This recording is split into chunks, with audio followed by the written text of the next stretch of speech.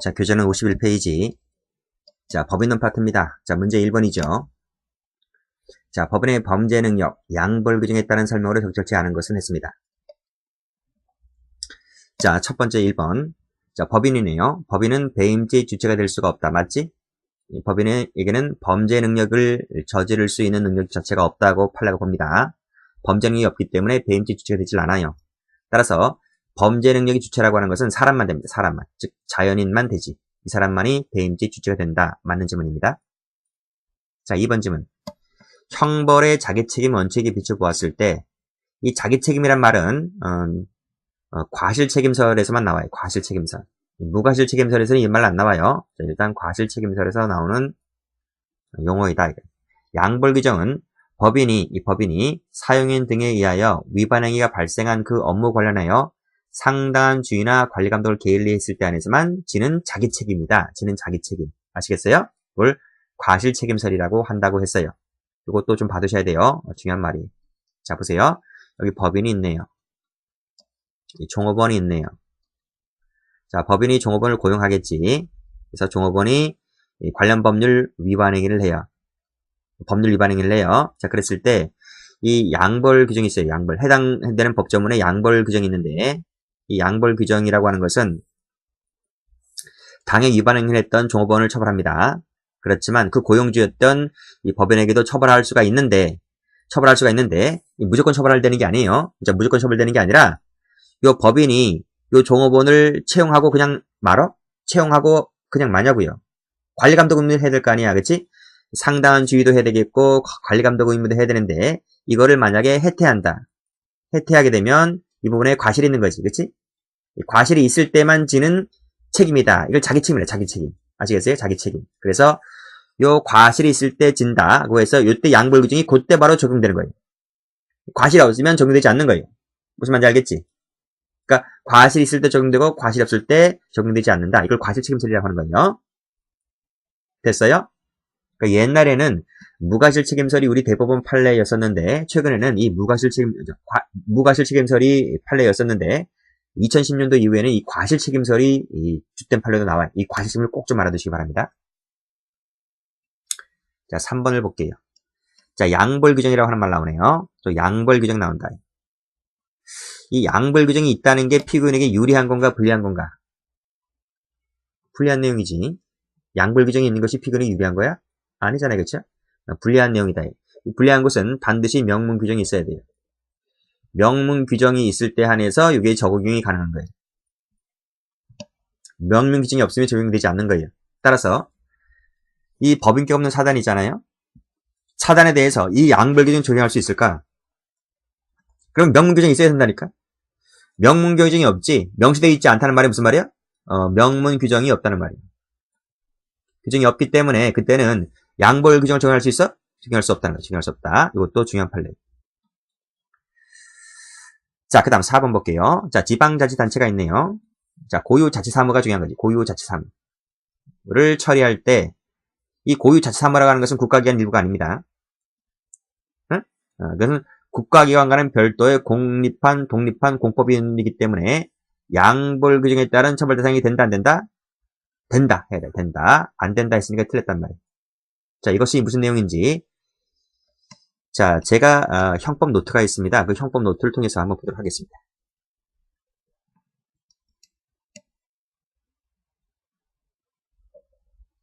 여기네요. 청서차 사건인데. 자, 우리가 뭐 고양시, 뭐 수원시, 그치, 성남시 이런 지자체가 있어요. 지자체. 지방자치단체가 기능직 공무원을 채용하지. 청소차 운전하시는 분을 채용합니다. 자, 고용을 한단 말입니다. 이 청소차 운전 아저씨가 청소차를 몰다가 도로법 위반 행위를 해요. 아시겠어요? 자, 그러면 이제 이 도로법에 벌칙조항이 있어요. 벌칙조항. 이 벌칙조항은 해당 위반 행위를 했던 당사자에게 적용되죠. 그쵸? 처벌이 돼요. 자, 그런데 이 지자체도 똑같이 마찬가지로 처벌이 될 수 있을까? 될 수 있다는 거예요. 왜냐하면 이 기사 아저씨는 해당 지자체의 고유사무, 자치사무라고 하는 이 청소차를 운전하고 있는 것이기 때문에 이건 국가가 위임해 준 사무가 아니잖아. 그렇지? 해당 지자체의 고유사무이기 때문에 따라서 이 기사 아저씨 위반 행위에 대해서는 지자체도 처벌 대상이 된다. 이런 말이에요. 무슨 말인지 아시겠지? 그런 내용입니다. 자, 그래서 다시 한번 교재를 와보시게 되면 지방자치단체가 고유 자체 사무를 하고 있을 때, 그게 뭔데, 여기서는? 이 청소차. 이 청소차 운전 판례예요. 청소차라고 하는 이 운전 행위를 했다고 했을 때, 국가기관과는 별도의 독립한 공법인이기 때문에, 양벌 규정에 따라서 처벌 대상이 되는 법인에 해당한다고 해야 됩니다. 정답은 4번이지. 중요한 판례입니다. 그래서 1번 문제 같은 경우에는 1번, 2번, 3번, 4번 모두 A급 판례입니다. 꼭 좀 정리를 해두시고. 자, 2번을 봅니다.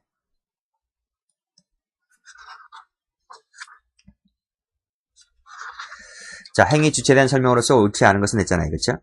자, 양벌 규정에 따른 영업주 처벌은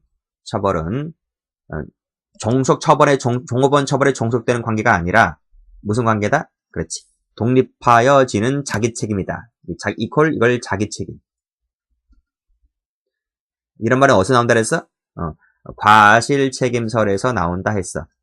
무과실책임설에서는 이런 말 안 나와요. 과실책임설에 나오는 거예요. 그래서 이 선임감독상에 과실이 있을 때 안에서만 처벌되는 것이다. 처벌되는 자기 책임이다. 자기에게 이런 과실이 없으면 책임지지 않는 거예요. 따라서 이런 말이 나오는 거지. 종업원 처벌이나 성립이 영업주 처벌의 전제 조건이 될 필요가 없다는 말 자체도 이 과실책임설을 말하고 있는 거예요. 이 판례도 중요한 판례입니다.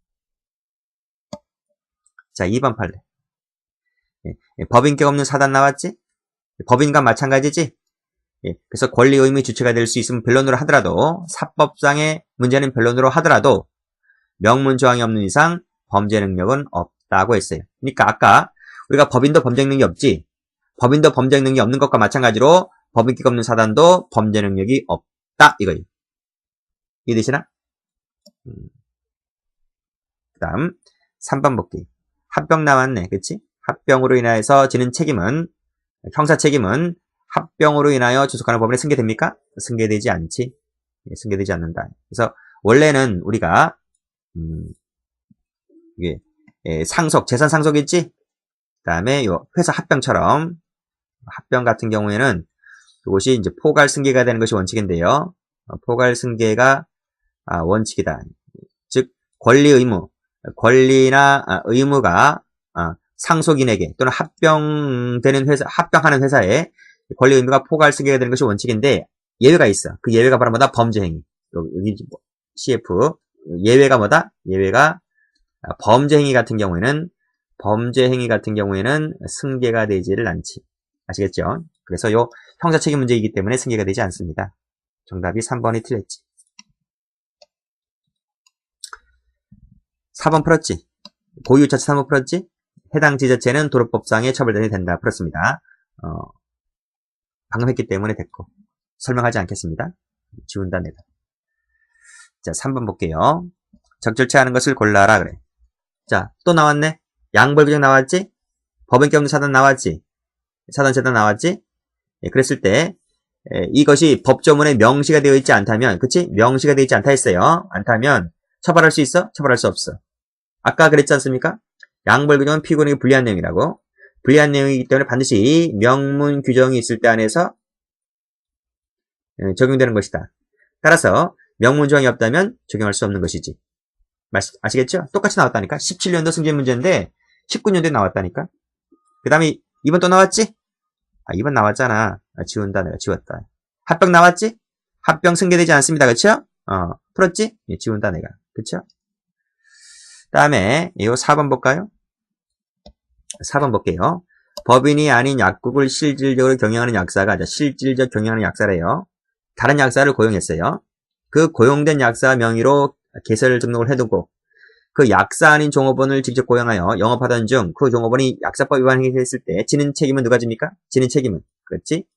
예. 이 사람이 실질적 오너 아닙니까? 그러니까 이 사람이 실제 경영자가 형사 책임을 지겠지. 맞는 말입니다. 그렇죠? 이거 설명드려볼까?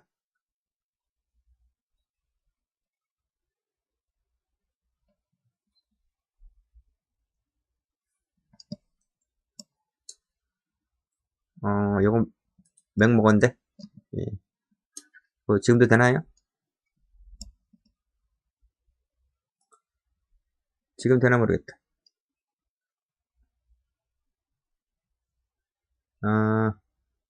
여기 나오네요. 여기 나온다. 자, 약사가 있네요. 그리고 또 약사가 있어요. 그치? 요 두 번째 을 약사는 어떻게 되는 건가? 을 약사는 이제 약대를 갓 졸업하고 이제 배우는 입장이겠지. 그쵸? 일단 그래서 큰 약국에 고용당하겠지? 그치? 약사 면허증 놀고 있겠지? 고용당했으니까. 그래서 이 돈 많은 약사가, 이제 약대 갓 졸업한 을 약사를 고용했고, 이 사람의 명의를 빌려요. 이 사람의 명의를 빌려서 다른 곳에다가 약국을 하나 차렸어요. 약국을 차렸고, 그 사람 명의로 된 약국에서 약사 아닌 병을 고용했단 말이에요. 이해되시겠나요? 그래서 이 약사 아닌 사람이 약을 팔다가 걸려요. 약사법 위반을 했단 말입니다. 이 약사법에도 똑같이 양벌조항이 있어요. 그랬을 때 이 양벌조항은 누구를 처벌해? 일단은 당사자를 처벌하지. 병을 처벌한단 말이에요. 그때 문제가 뭐냐면 이 양벌조항이기 때문에 그때 을을 처벌해요? 갑을 처벌해요? 을을 처벌해? 아니 실질적으로 약을 팔므로 인해서 그 돈이 누구 호주머니 들어가요? 을에게 들어가? 갑에게 들어가? 갑에게 들어가지. 갑이 실질적으로는 경영주인데. 이 사람 명의로 돼 있지 않지만 실질적인 것은 이 사람 건데. 그래서 이 벌칙조항은 을을 처벌하는 것이 아니라 실질적 경영자라고 하는 갑을 처벌하게 된다. 이런 말이에요. 표지해 보세요. 그래서 실질적 경영하는 약사가 다른 약사를 고용해서 그 고용된 약사 명의로 약국을 개설해 놓고 거기서 종업원이 아닌 사람, 약사 아닌 사람을 처형해서 영업하던 중 이 사람이 걸린단 말이에요. 걸렸을 때 지는 책임은 실질적 경영자가 책임을 진다. 이런 말이에요. 이해되시겠죠? 답이 몇 번이 그래서? 답이 1번이 틀렸네. 자, 4번 문제 보세요. 경찰 시험은 과거의 기출문제가 거의 90%입니다. 90%. 그래서 기출문제만 잘 풀어도 90%는 맞춘다고 보시면 돼요. 나머지 10%가 이제 기출되지 않았던 옛날 판례라든지 최신 판례가 이제 추가되는 거예요. 자, 4번인가? 16년도 경찰 문제네. 1번 풀었지? 합병 풀었잖아. 됐고. 2번 볼까? 3번도 풀었어? 3번 풀었지? 응, 풀었다. 자, 2번 볼까요? 자, 회사 대표자 위반 행위에 대하여 어떻게 한대? 예. 징역형에 대해서는 장량강명하고 벌금형에 대해서는 선고유예를 했대요. 이렇게 했대. 이 대표자에 대해서. 그러면 그 회사 있지. 그 회사를 처단함에 있어서도 똑같은 조치를 취해야 되는가? 똑같은 조치는 취할 필요가 없다는 거예요. 왜? 형벌은 승계되지 않으니까. 그렇게 보시면 돼요. 그냥 이건 외워보시면 될 것 같아요. 이 경찰 문제 좀 어렵게 나왔어요. 이때. 그 다음에 4번 볼까? 4번에 이 자수 나오네, 자수. 자수 감경이라는 부분 나오지? 그래서 이 자수 감경을 적용받기 위해서는 법인의 이사, 기타 대표자가 자수했을 때 안에서 책임지는 것이지 그 위반 행위를 한 직원 또는 사용인이 자수한 것만으로는 처벌 대상이 되지 않는다. 즉, 자수라고 하는 것은 이사, 기타 대표자만 적용되는 것이지 직원이나 사용인에는 적용된다, 안 된다? 적용되지 않는다. 왜 그럴까? 이 자수는 형소법에서 성질상 대리가 인정되나? 이 대리가 인정되지 않지. 그래서 이사, 기타 대표자가 자수했을 때에만 적용되는 거예요. 직원 얘네들은 안 되고. 그 다음에 또 이거는 일신 전속적이죠. 일신 공범 문제라 할지라도 자수한 자에게만 효력이 있는 거지. 그래서 일신 전속성이라는 성격도 띄고 뭐 등등 이유로 인해서 이사, 기타 대표자가 있을 때만 적용되는 것이지 직원 사용은 적용되지 않는다. 이렇게 보시면 될 것 같네요. 그래서 답은 2번인데 답은 2번인데 또 2번 판례하고 이 4번 판례는 양벌 규정을 적용하지 않는 그런 판례가 될 것 같아요. 그러니까 요 2번, 4번 좀 예외적으로 좀 알아두시기 바랍니다. 자, 요 5번 가볼까요?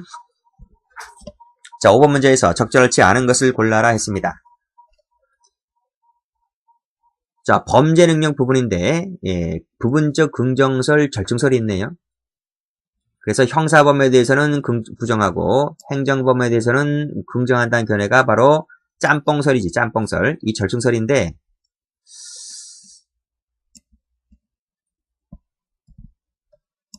이거 한번 볼까요?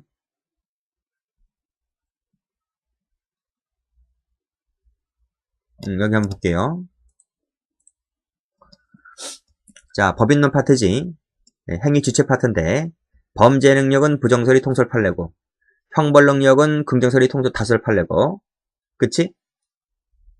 그치? 근데 여기서, 여기 범죄 능력 관련해서 부정설이 있고 긍정설이 있어요.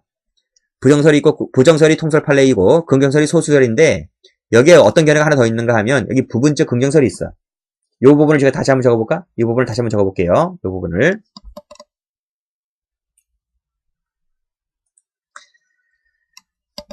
그러니까 이렇게 되는 거지. 범죄 능력이 있을까? 법인에게는 범죄 능력이 있을까? 와 관련해서 첫 번째 부정설, 두 번째 긍정설, 세 번째 절충설이라고 해가지고 절충설이라고 해서 이게 바로 부분적 긍정설 이렇게 된단 말이에요. 근데 요 부정설이 뭐지? 이것이 다 통설이자 판례지. 통설 판례고 우리는 요 1번대로 공부를 하지. 됐나요? 그런데 지금 문제가 지금 1번이잖아요. 그렇죠? 부분적 긍정설은 뭐냐면 이렇게 나온다고. 그래서 형사범은 부정하고 그 다음에 행정범은 긍정하는 견해가 요 소수열이야. 소수열. 이것도 소수열이야. 이 부분이 출제가 된 거지. 그치? 그러면 이런 견해를 알아야 되느냐? 아닙니다. 이런 견해는 몰라도 됩니다. 몰라도 되고 이건 순수는 이런 문제잖아요. 그러니까 2, 3, 4를 알면 돼.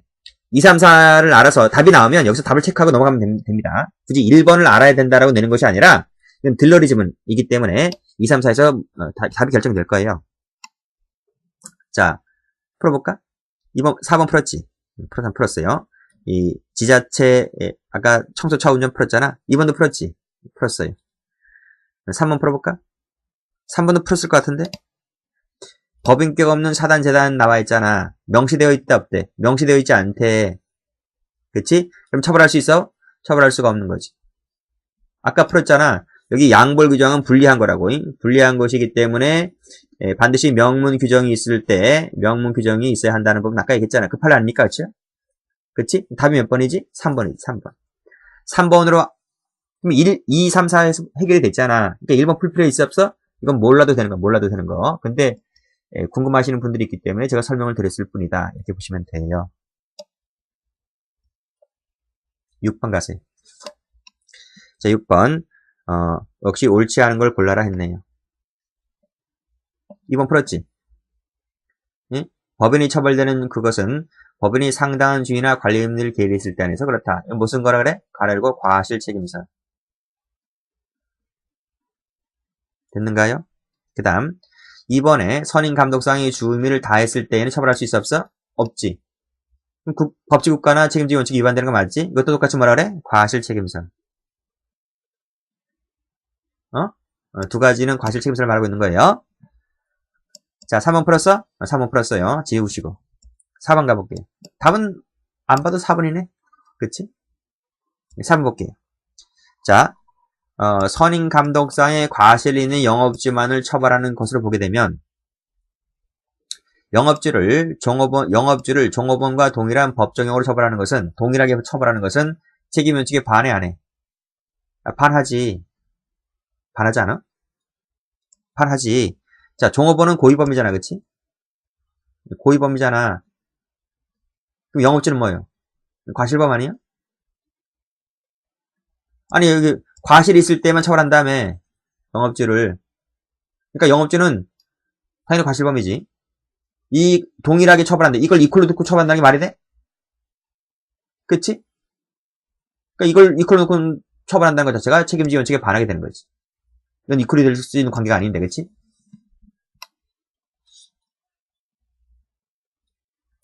여기 나오네?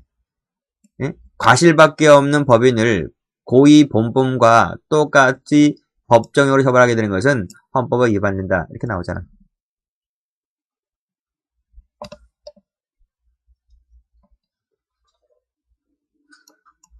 (7번) 다음 설명 중 옳지 않은 걸 골라라 했네요. 자, 2번, 1번. 선임 감독상 과실 나오네? 똑같이 나오지? 이걸 과실 책임설. 아까 풀었는데 독립 나오지? 지운다, 내가 그랬어. 그 다음에 2번 자수 나오지? 아까 자수? 자수 나왔지? 그러면 직원이나 이 사용인이 자수했대. 그러면 효과가 법인에게 미쳐 안 미쳐? 미쳐 안 미쳐? 안 미치지. 적용 못 하는 거지. 아까 대리 안 된다며 대리. 자수 대리 안 된다며. 답이 몇 번이요? 2번이죠. 3번에 과실책임자를 맞고 4번에 실질 경영자 맞지? 지운다 내가. 그랬어. 8번 가볼까요? 옳지 않은 걸 골라라 그랬네. 자, 1번. 자, 무허가 유흥지접을 할 당시 이 영업주가 입원하고 있었대. 그럼 야는 종업원이 계속 무허가 유흥 영업을 했겠지. 이 친구가, 그치? 그치? 이 친구가 이거 했을 거 아니야? 그때 영업주는 입원하고 있었겠지, 그치? 양벌 규정에 따른 책임을 면할 수 있어, 없어? 없어요. 면할 수가 없다, 이거. 당연히 과실 책임 있잖아. 과실 책임 처리다, 이거지. 무슨 거? 선임 감독사항의 과실.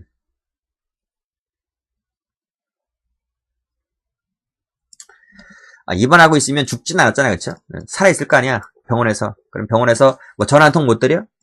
종업원이 또 병문안 왔을 거 아니야? 그럼 하지 마라, 임마. 이렇게 해야 될 거 아니야?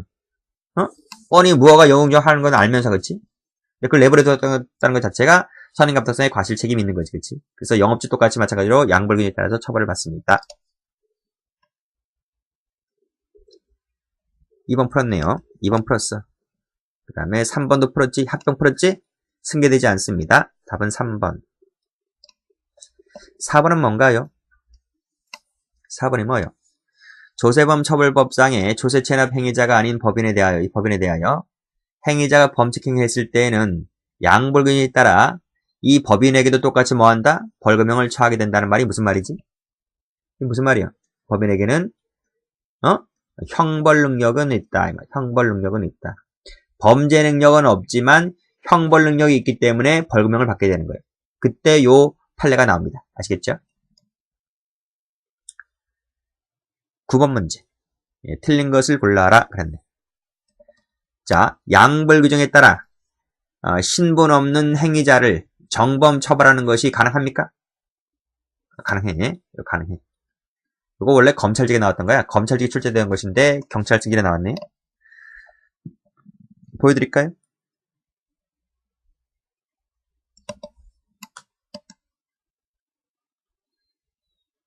이거다, 이거. 기본 강의할 때 푸는 건데, 자, 건축법 있죠? 거기 이제 업무주가 있어요, 업무주. 업무주라고 하는 것은 이제 건축주, 감리자, 시공자를 말해요.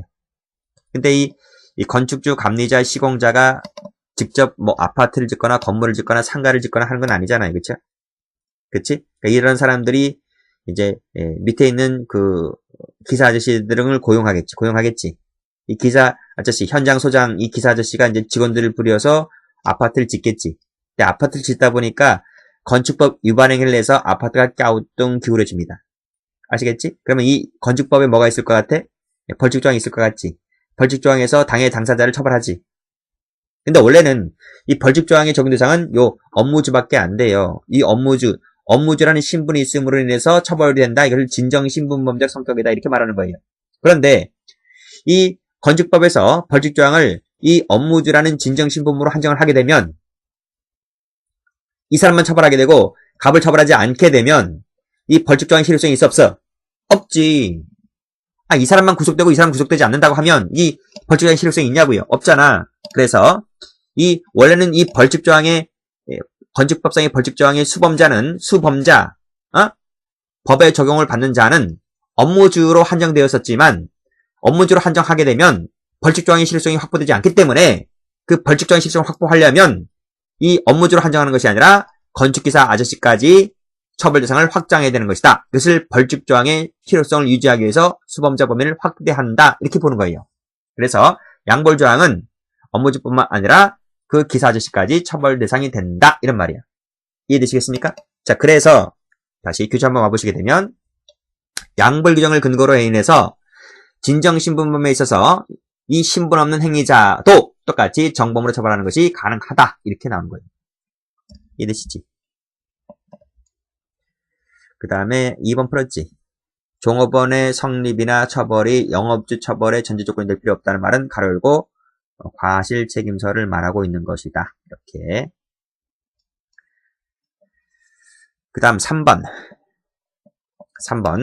법인의 범죄 주체성을 인정한대요. 하는 이상 조합이나 권리 능력 없는 사단, 재단의 경우에도 당연히 범죄 주체성이 인정되나? 인정돼? 법인에게 인정되면 저절로 조합이나 권리 능력 없는 사단, 재단에서 똑같이 인정돼? 명문장이 없는데 실정법상 당연히 인정된다는 말이 틀린 거야. 인정되지 않습니다. 명문장이 있어야 됩니다. 명문장이 있어야지만 된다. 답이 3번 틀렸어요. 자, 벌칙조항이네. 골재채취법에도 뭐가 있어요? 이 골재채취법에도 뭐가 있다? 여기 나오네. 양벌조항이 있어요. 양벌조항이 있단 말이에요. 그러면 양벌조항에 따라서 허가받은 자 처벌받고요. 허가받은 자가 아닌 자도 처벌받아요. 그래서 이 사람 처벌받고 이 사람 처벌받는다. 양벌 규정이다. 이런 말이에요. 아시겠지? 맞는 말입니다.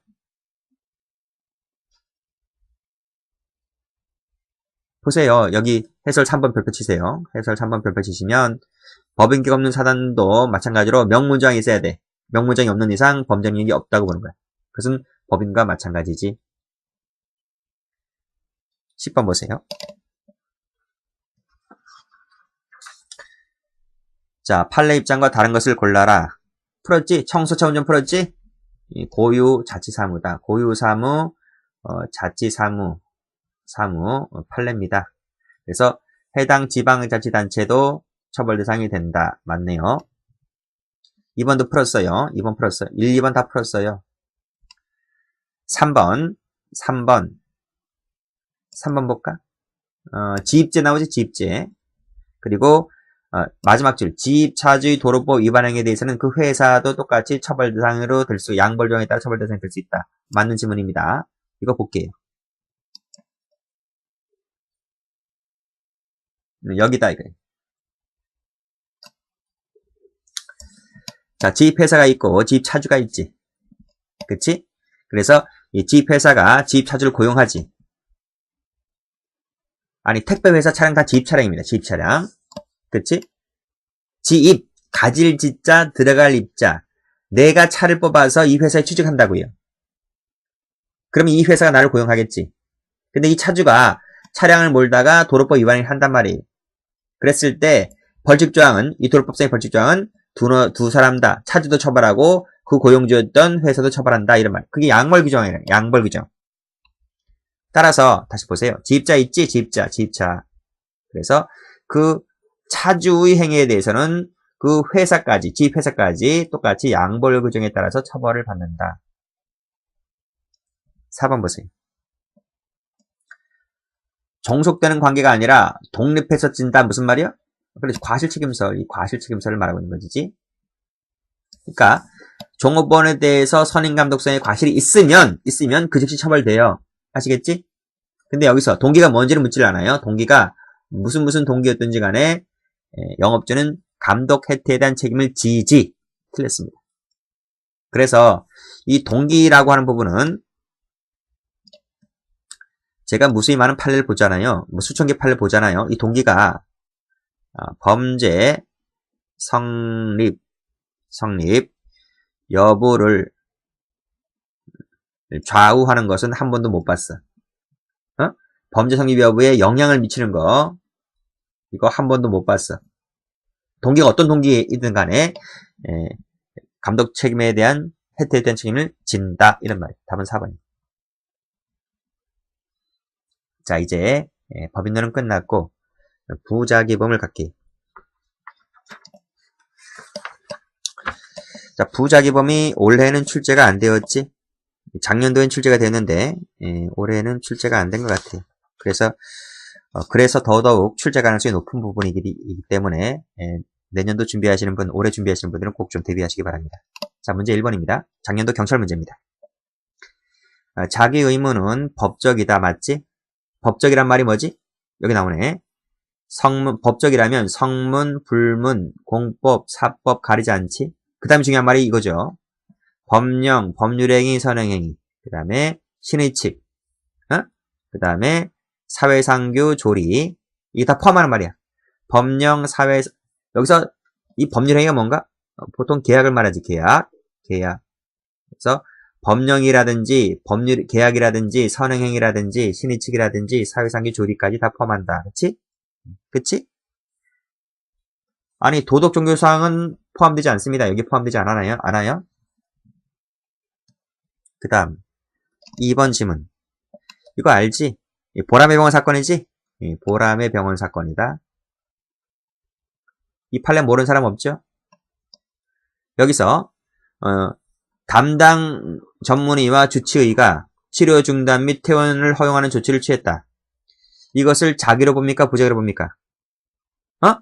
자기로 보지. 자기로 본다. 그래서 부자기로 보면 틀리지? 방조죄는 맞아요. 맞는데 자기 범위지 부자기 범위 아닙니다. 답은 2번. 3번 많이 남았지?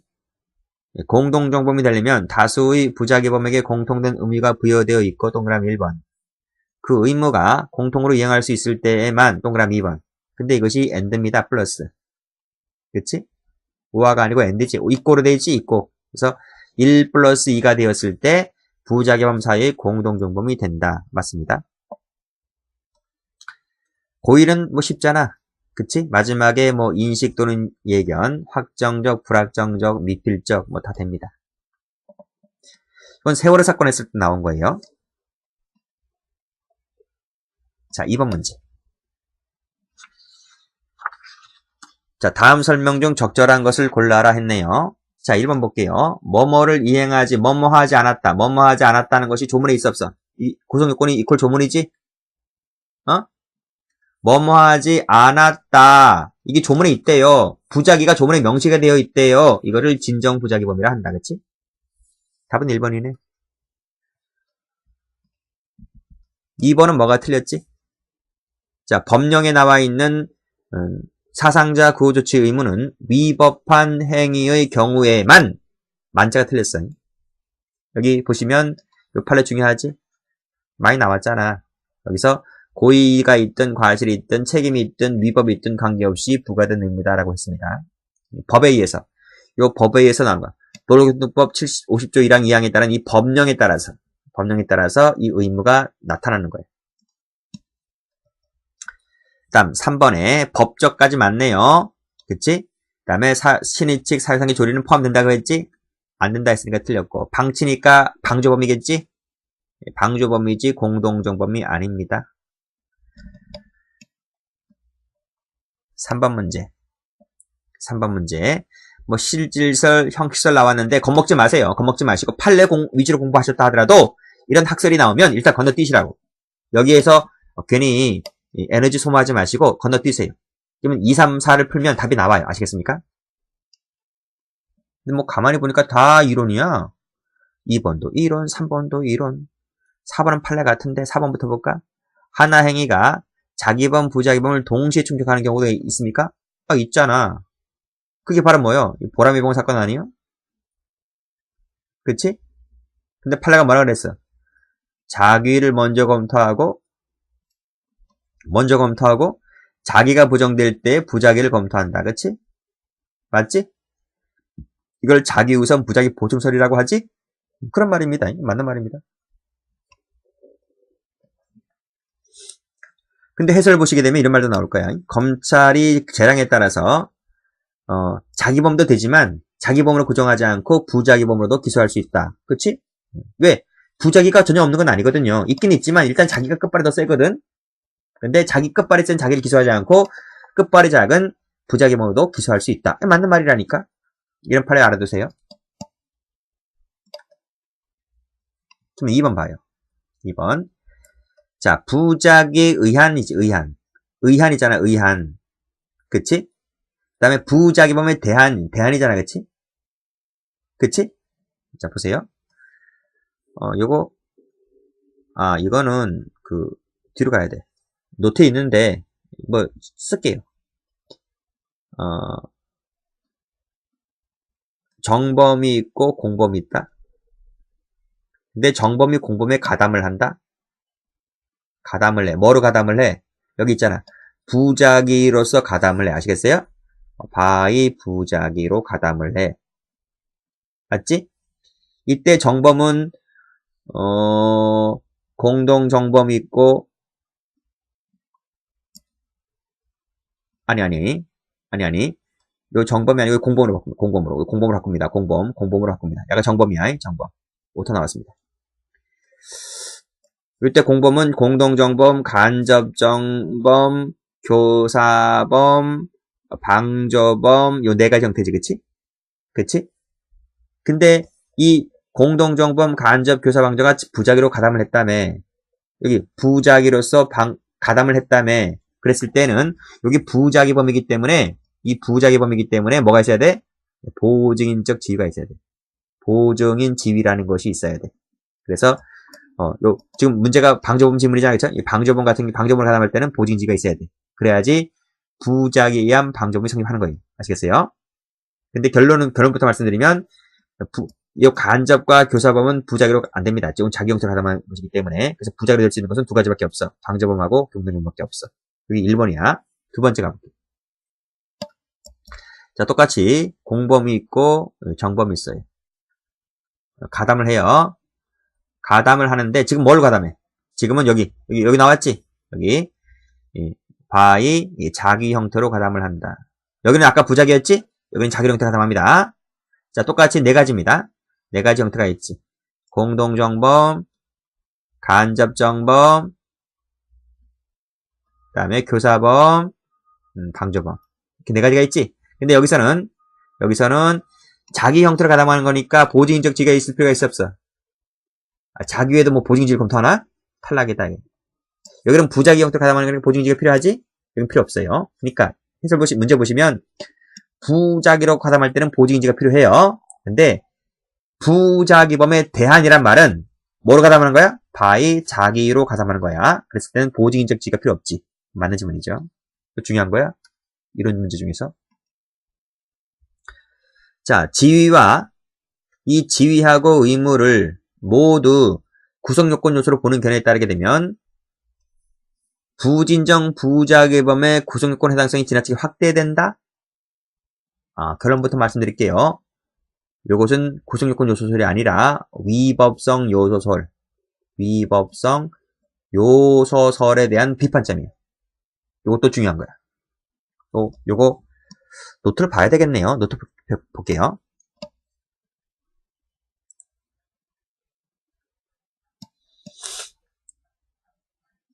한참 가야 되는데. 한참을 가야 돼요.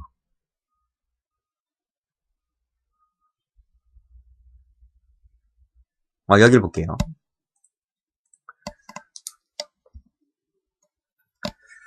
자, 보증인지 발생 근거 문제인데 첫 번째 위법성 요소설이 태어나지. 위법성 요소설은 그 지위와 의무가 모두 위법성이 있다는 견해고요. 구성요건 요소설은 두 가지가 모두 구성요건이 있다는 견해고요. 이분설이는 짬뽕설을 말하는데 오늘날 다수설이지. 그래서 이 동그라미 친 것만 타당한 거예요. 동그라미 친 것만 타당하면 지위는 일로 내려오고 의무는 일로 내려온다. 짬뽕설이기 때문에 이분설을 보고 있는 거예요. 자, 그런데 문제는 이거죠. 위법성 요소설. 자, 위법성 요소설은 보증인 지위하고 의무를 모두 위법성에 놓았잖아요. 그렇죠? 그럼 어떤 문제가 발생하게 되는 거예요? 여기지. 보증인 지위 없는 자의 부작위도 몽땅 다 여기 들어온다. 여기. 즉 보증인지가 있든 없든 다 일로 들어오고 지위가 있는 놈만 위법성으로 가고 지위가 없으면 여기서 탈락. 무슨 말인지 알겠지? 즉 한강에 아이가 빠졌는데 세월호에서 바닷가에 애들이 빠졌는데 그걸 목격한 모든 사람은 지위가 있든 없든 일단 살인죄 요건에 해당한다는 거예요. 그리고 그 중에서 보증인 지위가 있는 애만 위법성으로 가고 보증인 지위가 없는 사람은 집으로 간다는 거예요. 이게 말이 돼? 이게 말이 되냐고. 그래서 보증인 지위 없는 자의 부작위가 구성요건 해당성이 인정된다고 보니까 구성요건 해당성이 지나치게 확대된다는 비판점 때문에 이 두 가지를 앞으로 끌고 당긴 거예요. 그것이 바로 구성요건 요소설인 거지. 근데 이 견해도 잠시 있다 기출문제 나오겠지만 비판점이 있습니다. 그래서 지위와 의무를 모두 여기다 놓았던 것인데 이것은 보세요. 다른 법적 의무는 위법성 요소로 보면서 부작위만큼은 왜 구성요건 요소로 보았느냐? 그 의무를 얘기하고 있는 거예요. 의무. 의무가 있다 없다는 것은 가치 판단의 부분이기 때문에 가치 판단이 있다는 것은 보통 위법성에서 판단하거든요. 자기법은 이것을 위법성에서 판단하고 있거든요. 그런데 이 부작위범에서만큼은 왜 구성요건 요소로 보았느냐? 이것은 자기와 부작위의 체계적인 일관성이 없더라. 그래서 이것은 비판을 받게 되는 거예요. 그래서 이 동그라미 친 것만 장점이 되는 거지. 동그라미 친 것만 쭉 인용하고 동그라미 친 것만 쭉 인용하는 것이기 때문에 지위는 위법성에, 구성요건 요소에, 의무는 위법성에, 이것이 바로 오늘날의 이분설이다. 이런 말이 됐는가? 따라서 또 나오겠지만, 기출문제 나오겠지만, 만약에 보호증인 지위에 대한 착오를 했잖아요. 이것을 인식하지 못했다고 하면 구성요건에서 발생하는 착오이기 때문에 구성요건적 착오가 나오게 되는 것이고, 의무를 인식하지 못했다고 하는 것은 위법성에서 나오는 착오이기 때문에 위법성의 착오다. 이렇게 보는 거예요. 그래서 우리 다수설은 구성요건 착오는 13조로 풀고, 위법성 착오는 16조로 풀고, 이렇게 푸는 거지. 됐죠? 여기까지 설명하려면 길어요. 일단 문제에 해당하는 것만 풀도록 하겠습니다. 자, 문제 그래서 3번은 구성요건 해당성이 지나치게 확대된다는 견해는 위법성 요소설에 대한 비판점이지 구성요건 요소에 대한 비판점이 아닌 거예요. 1번 풀어야 돼? 뭐 형식적 실적 풀어야 돼? 풀 필요 없어요. 이것은 2010년도인가 2008, 9년도가 됐을 텐데 그 사법시험이 나온 거야. 사법시험이 나온 것을 그냥 갖다 100개 쓴 거예요. 그래서 출제자들이 100개 쓴 것이 거의 이런 1번이든 2번이든 3번이든 거의 고시 문제 100개 쓴 거지. 근데 굳이 2, 3, 4를 알면 되는 것이지 1번은 몰라도 돼. 1번이 뒤에 또 문제 나와요. 문제 나오는데 알 필요 없어요. 그래서 오늘날은 이게 통설이죠. 이게 형식설이 통설로 되어 있지. 통설로 되어 있고 실질설은 취하고 있는 견해가 없고. 근데 뭐 의미는 없고 공부하지 마세요. 공부하지 마시고 2, 3, 4만 공부하시면 돼요. 4번 볼게요. 자, 4번하고 쉬겠습니다. 적절치 않은 것을 골라라 그랬는데. 자, 수용된대. 토지가 수용된대. 그럼 알려줘야 될 거 아니야. 이 땅을 팔고자 하는 사람은 이 도시계획이 위반되어 있기 때문에 이걸 알려줘야 될 거 아니야. 이걸 고지하지 않고 매도하면 부작위에 의한 사기죄가 된다. 맞지? 자, 금액을 지급함에 있어서 많은 돈을 주네요. 초과하는 돈을 주네. 그치? 근데 착오에 빠졌지. 근데 그 사실 언제 알았어? 돈을 받은 후에 알았지. 당금을 받은 후에 비로소 알았지. 그때 알게 되었지. 그러면 돌려주지 않았네요. 그러면 사기가 돼? 부작위한 사기가 돼? 사기가 안 되죠. 답이 2번이네. 여기 나오지? 그때는 끝마친 후에 알았다 그랬지? 점유이탈물 횡령죄가 된다. 이게 사기가 되려면요. 사기가 되려면 끝마친 후에 아는 것이 아니라 끝마친 후에 알게 되는 것이 아니라 돈을 받을 당시에 알아야 돼. 돈을 받을 당시에. 돈을 받을 당시에 착오에 빠지는 사람에게 착오를 제거해줘야 할 보증인지가 있는 것이다. 그때 알려주지 않았으면 이게 사기가 되는 것인데 잔금을 받은 후에 비로소 알았기 때문에 사기가 되진 않아요. 부작위범이 되진 않아요. 공부하신 분들은 판례 아실 거예요. 자, 이거 3번도 사기죄에서 나오지? 예? 청구권 존재를 알지 못하여 이를 행사하지 않았다 했지? 부작위범이죠. 부작위범. 이걸 부작위에 의한 처분행위가 된다. 처분행위라고 하는 것은 부작위로도 나올 수가 있다는 판례죠. 4번 지문. 4번 지문. 방지할 법적인 자기 의무를 지고 있는 자를 한마디로 이퀄 적으세요. 보증인 지위가 있는 사람을 말합니다. 그리고 동등한 형법적 가치가 있다는 말은 동가치성을 말합니다. 그치? 그래서 요 1번, 2번이 있으면 뭐가 돼? 부작위범으로 처벌할 수 있는 거지. 그쵸? 쉬운 거고. 5번까지 할게. 5번까지. 5번까지. 적절치 않은 걸 골라라 그랬네. 승진 문제인데. 진정 부작위범 미수는 불가능하지. 그치? 그치? 이론상 그래. 이론상. 근데 형법상 처벌 조항이 있지? 그게 어디 나와 있어? 여기. 이거 외우셔야 돼요. 퇴거불응죄, 집합명령 위반죄는 외워두셔야 돼. 여기 끊고. 근데 부진정 부작위범은 미수가 있지? 결과범이죠, 결과범. 결과범이다. 그 다음에 진정은 형식범이지, 거동범. 그 다음에 형식범이기 때문에 이론상 미수는 불가능하지. 근데 실적 법성이 있다는 거야? 니은 풀었는데? 법적인 의무에 한다. 신의 측이나 사회상의 조례는 포함된다고 했습니다. 틀렸네. 자, 명도 소송. 계속 중이다. 점유 이전 금지 가처분까지 되어 있다. 라고 했을 때 고지 의무가 있죠. 고지 의무가 있지. 고지 하나, if. 고지를 않았다면 그것은 부작위에 의한 기망이 되는 거지. 이해되시죠? 자, 4번은 보람의 병원 사건이죠. 치료 중단하고 퇴원 조치를 하게 했을 때 그 의사에게는 부작위범이 되는 게 아니라 자기범이다 된다. 방조는 맞고요. 틀렸네. 답은 3번. 여기까지 하겠습니다.